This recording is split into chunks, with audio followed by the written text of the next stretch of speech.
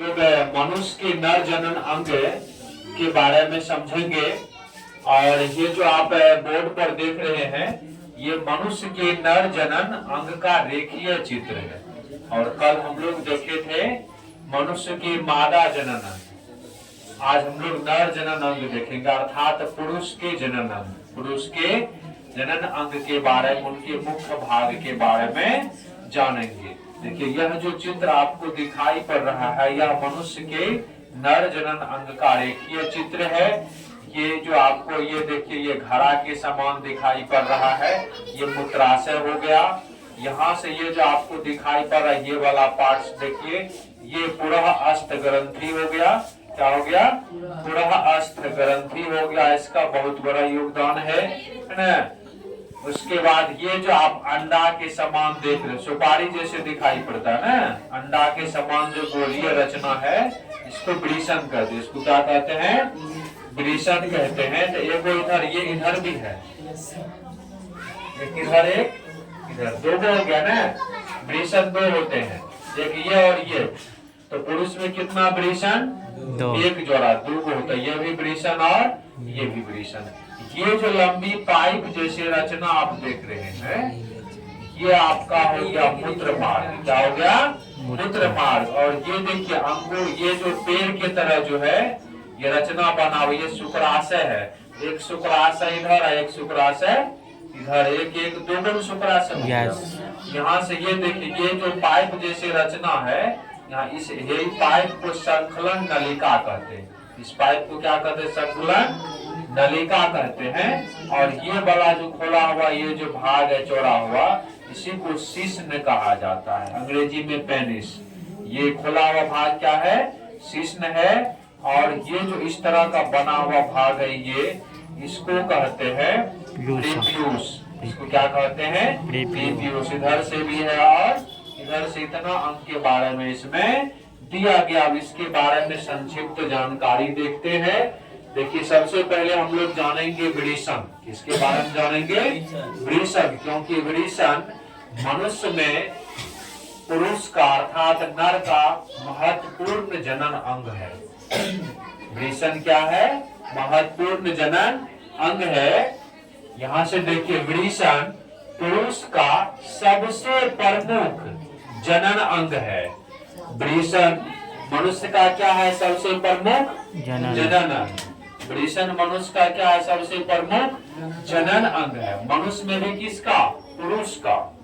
वृषण जो है वो पुरुष का सबसे प्रमुख जनन अंग है। क्यों प्रमुख जनन अंग है?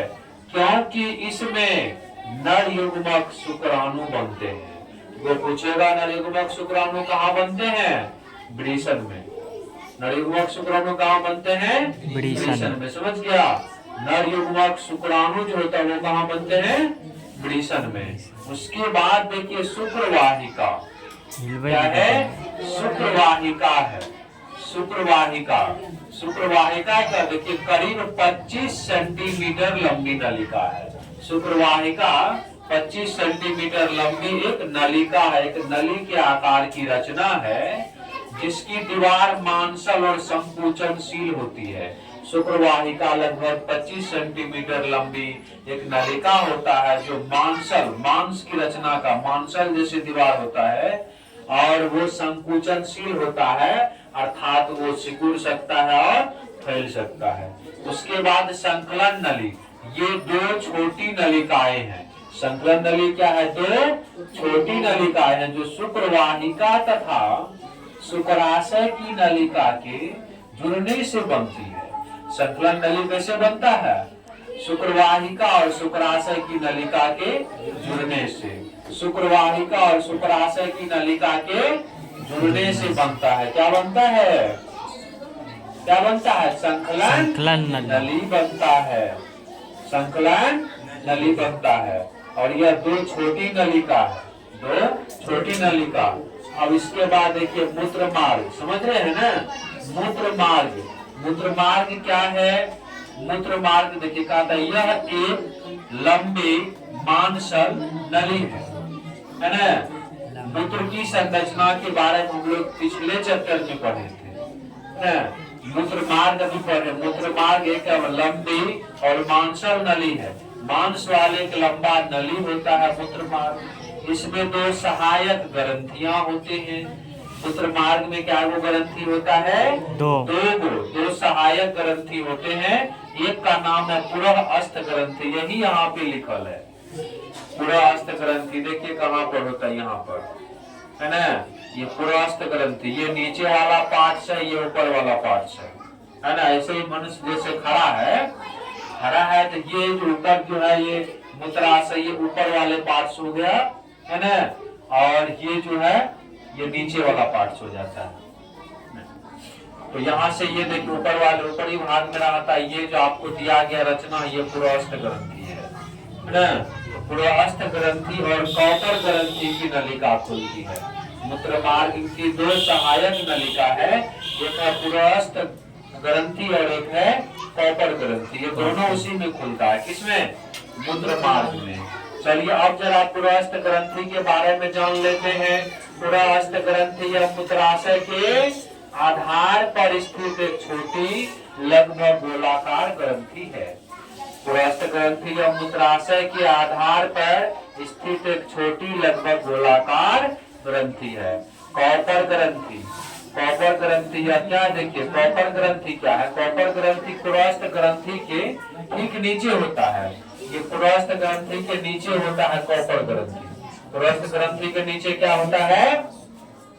कॉपर ग्रंथि।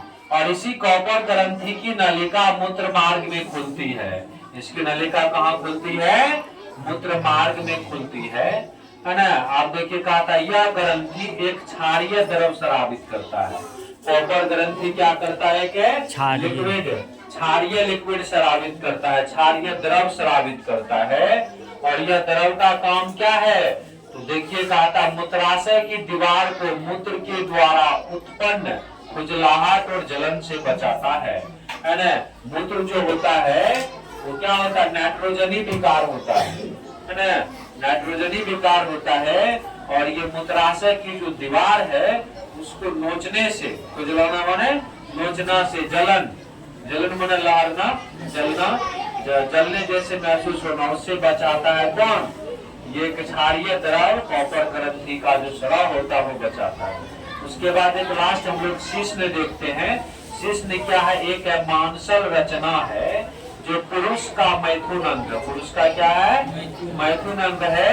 और यह वृषण कोश के सामने ठीक बीचों बीच स्थित होता है। इस प्रकार से हम लोग मनुष्य के नर जनन अंग के बारे में अभी समझे।